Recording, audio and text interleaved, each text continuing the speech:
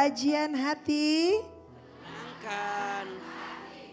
Ada yang mau nanya lagi nih, ada bintang Silakan. tamunya. Ada Bunda Zahra, aku manggilnya Bunda Zahra apa kakak ya, apa teteh ya? Boleh teh, boleh. Boleh, ya Bunda teteh. Silakan teteh mau tanya, boleh berdiri teteh. Bismillahirrahmanirrahim. Assalamualaikum warahmatullahi wabarakatuh. Waalaikumsalam warahmatullahi wabarakatuh. Perkenalkan Ustadz, nama saya Zahra. Saat ini saya berusia 28 tahun. Namun di usia 28 tahun ini saya sudah berstatus single mom, anak satu. Sekitar 2 tahun lalu itu saya berpisah dengan mantan suami. Kebetulan dari konflik-konflik saya ketika masih bersama mantan suami itu saya cukup ada rasa trauma karena tidak adanya setiap ada perlakuan yang tidak baik, setiap ada kesakitan, kekecewaan itu saya tidak pernah mendapatkan kata maaf, tidak pernah terucap kata maaf gitu, sampai akhirnya saya juga diminta untuk mengurus perpisahan gitu. Nah, jadi saya sejauh ini berusaha untuk tegar sendiri, berusaha untuk kuat sendiri sehingga orang-orang terdekat saya pun tidak tahu kalau sebenarnya saya rapuh di dalamnya gitu Ustaz. Sampai akhirnya saya berpisah dan sekarang saya hanya bersama anak saya ya. Yang saya ingin tanyakan Ustadz, bagaimana jika rasa luka lama saya itu tuh tidak terasa, tidak pernah sembuh. Bagaimanapun saya mengejar Allah itu rasanya luka saya itu tetap terasa berat sehingga menyebabkan trauma untuk saya, bahkan sampai saya itu ada perasaan apakah boleh ya saya itu tidak mendambakan rumah tangga lagi Ustadz. Kak Zahra, jadi setiap suami melakukan kesalahan tuh tidak pernah meminta maaf sama Kak Zahra? Iya betul, sampai sudah berpisah pun gitu ya. Tidak pernah ada kata maaf, itu membuat saya merasa merendahkan diri sendiri gitu. Apakah saya serendah itu, apakah saya seburuk itu gitu, sampai tidak pernah mendengar kata maaf. Itu menjadi trauma mendalam untuk saya. Ya Ustadz, ini luar biasa banget. Saya jadi ikut sedih. Iya. Semangat ya. Terkadang sebagai seorang perempuan gitu Ustadz, tidak karena pernah ngerasain ya. Jadi maksudnya bagaimana Ustadz gitu di saat kita tuh merasa bahwa kita hanya membutuhkan sebuah maaf. Tapi maaf itu tidak didapatkan. Dan akhirnya membuat sebuah kekecewaan dan sebuah trauma yang begitu mendalam terhadap Teh Zahra. Mungkin boleh dijelaskan Ustaz. Bunda sayang semua yang menyaksikan hari ini. Hati ini tempat bersemayam semua rasa. Ada cinta, ada benci, ada suka, ada sedih, ada bahagia, ada terluka. Itu letaknya di hati. Maka kadang dalam hidup yang paling menyakitkan bukan tentang bagaimana cara dia menyakiti kita. Tapi kadang yang sering kita tanyakan, kok bisa dia menyakiti kita? Kok sampai hati sih dia menyakiti kita? Dan setelah disakiti, kadang kita bertanya, kok tidak ada rasa maaf sih dari dia sama kita? Tapi percayalah, kita tidak bisa menggenggam hati siapapun. Yang bisa kita genggam hanyalah hati kita, betul gak? Bunda tidak bisa mengubah arus ombak yang datang. Tapi Bunda bisa ajarkan tubuh ini berenang untuk mengarungi sederas apapun ombak itu. Sama dengan perasaan orang, Bunda gak bisa nebak orang perasaannya ke kita gimana. Bunda pengen orang tuh harusnya kan minta maaf. Harusnya orang itu kan maunya gimana gitu. Tapi kan kita gak bisa ngelola itu. Yang bisa kita kelola adalah siapa? Hati kita. Kalau tidak ada ucapan maaf dari dia atas semua kesalahannya, cukuplah kelak Allah membalas semua perbuatannya. Maka Bunda sayang, Islam mengajarkan kita untuk memaafkan atas setiap kesalahan yang pernah dilakukan. Ada pertanyaan, minta maaf dengan memaafkan, mana yang paling sulit? Minta maaf atau memaafkan? Yang lebih sulit memaafkan, apalagi dia gak minta maaf. Betul gak? Dia minta maaf saja kadang kita berat memaafkan. Apalagi dia gak minta maaf, gak sadar dia punya salah. Terus dia nuntut kita memaafkan, emang gak mudah, iya. Tapi disitulah kita mendapatkan pahala terbaik di sisi Allah Subhanahu wa Ta'ala. Tidak tahu apa persoalannya secara detail, tapi meninggalkan orang yang pernah menyakiti, boleh jadi itu adalah jalan terbaik untuk bisa mendapatkan kebaikan di hadapan Allah Subhanahu wa Ta'ala.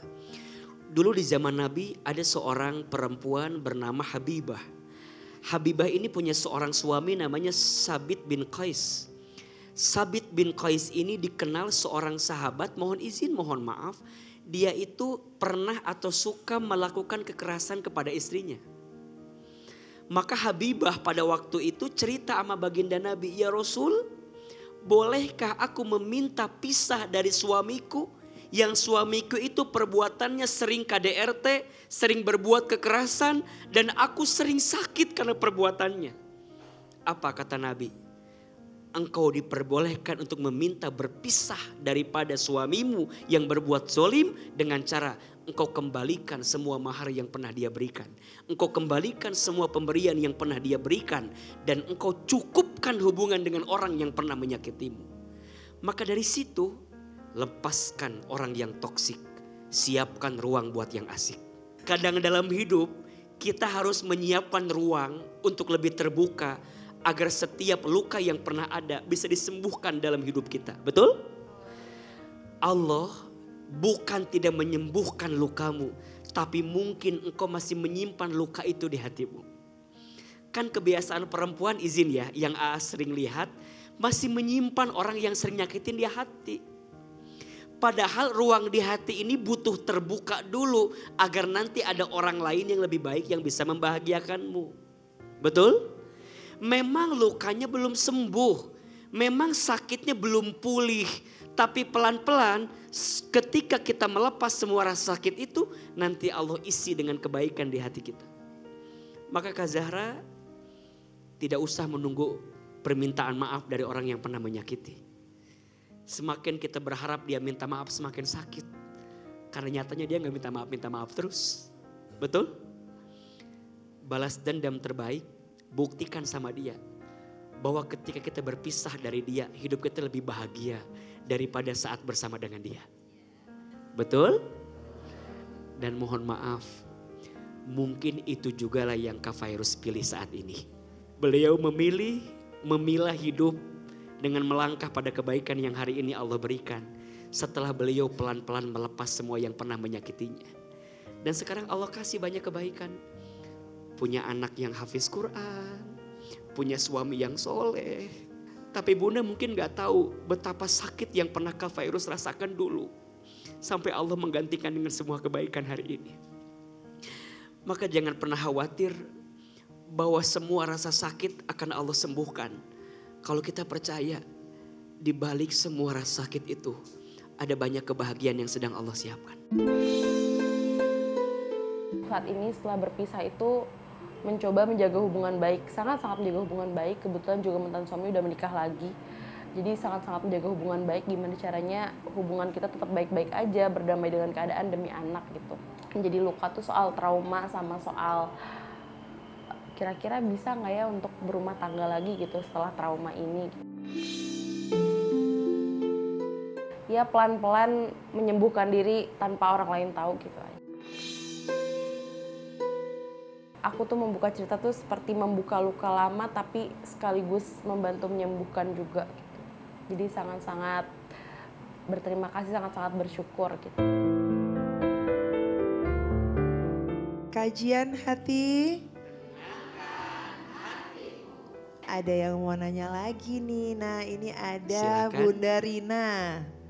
Bismillahirrohmanirrohim. Assalamualaikum warahmatullahi wabarakatuh. Waalaikumsalam warahmatullahi wabarakatuh. Ya, terima kasih. Jadi yang membuat resah dan gelisah hati saya sekarang ini, jadi mau bertanya.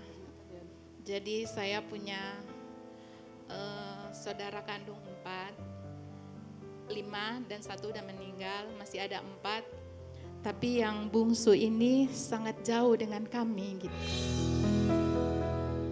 Sampai kemarin kakak saya yang dari kampung datang ke saya dan adik saya yang nomor 2 hanya ingin bertemu dengan dia gitu. Tapi kami sudah sempat kontak, sudah sempat ketemu. Tapi entah kenapa ada aja hal-hal yang membuat dia marah gitu. Dan akhirnya memutuskan, akhirnya nggak mau ketemu gitu ya. Yang bikin ini kan kita mesti cari tahu dulu karena kontak nggak ada gitu. Kan diblokir semua gitu, kita kakak-kakaknya tuh diblokir semua. Jadi itu Ustadz mungkin gimana ya amalan saya biar dia itu kita bisa merangkul Bisa gitu. luluh lagi. Karena almarhumah mama saya juga kemarin waktu meninggal suruh ya udah kalian ngalah aja gitu ya, dan saya sering mengalah gitu. Jadi Bunda Nina ingin memperbaiki hubungan gitu. dengan segala dan berharap dia cara. datang gitu di rumah ada kakak gitu. Bisa semua Atau baik-baik kita yang lagi. datang cuman dengar informasi dianya nggak ada ya lagi mudik kayaknya gitu. Jadi menghindar ya Bu. Sementara kakak saya udah mau minta pulang aja katanya. Ya Allah. Baik Bunda, yang pertama Bunda harus cari tahu dulu apa yang membuat Ade itu semarah itu. Roots of problemnya harus tahu dulu, akar masalahnya apa ini. Misal ada kesalahpahaman, misal ada yang membuat Ade tersinggung dengan perbuatan keluarga, harus cari tahu dulu. Kalau sudah diketahui masalahnya apa, tinggal kita selami dan dalami persoalan itu. Nah, yang kedua berarti kan ini hubungannya tinggal diperbaiki. Gimana caranya? Tetap berbuat baik walaupun kadang kebaikan kita belum dihargai oleh saudara kita. Yang ketiga, ya sudah, kalau sudah dikasih tahu, sudah dikomunikasikan tetap gak berubah, ya kita serahkan kepada Allah. Apa yang terbaik untuk semua kejadian ini? Insya Allah yang bolak-balik ke hati siapa? Allah. Yang genggam hati? Allah. Tugas kita itu bukan merubah. Tugas kita itu hanya memperbaiki. Berubah atau tidaknya orang bukan karena kita. Tapi berubah tidaknya orang karena Allah dan dia sendiri. Innallaha la yughayyiru ma biqaumin hatta yughayyiru ma bi anfusihim. Sesungguhnya Allah tidak akan merubah keadaan satu kaum kecuali dia yang mau merubah keadaannya sendiri. Dari kakak sudah berusaha baik, sudah menjalin kebaikan tapi masih gak berubah, ya mungkin memang ada masalah pada diri adik yang mungkin belum bisa diungkapkan masalahnya apa. Semoga dengan pihak ketiga nanti ada wasilah, ada perantara untuk bisa mengakurkan semuanya. Dan hati-hati ya, jangan membenjam benci dan dengki musuh sampai 3 hari. Karena barang siapa yang memutuskan silaturahmi, maka dia tidak akan pernah mencium wanginya surga. Benci kesalahannya, jangan benci orangnya. Benci dosanya, jangan benci orangnya. Agar apa? Agar ada doa yang bisa kita panjatkan kepada Allah. Semoga orang itu bisa mendapatkan perubahan dan kebaikan. Amin ya Rabbal Alamin.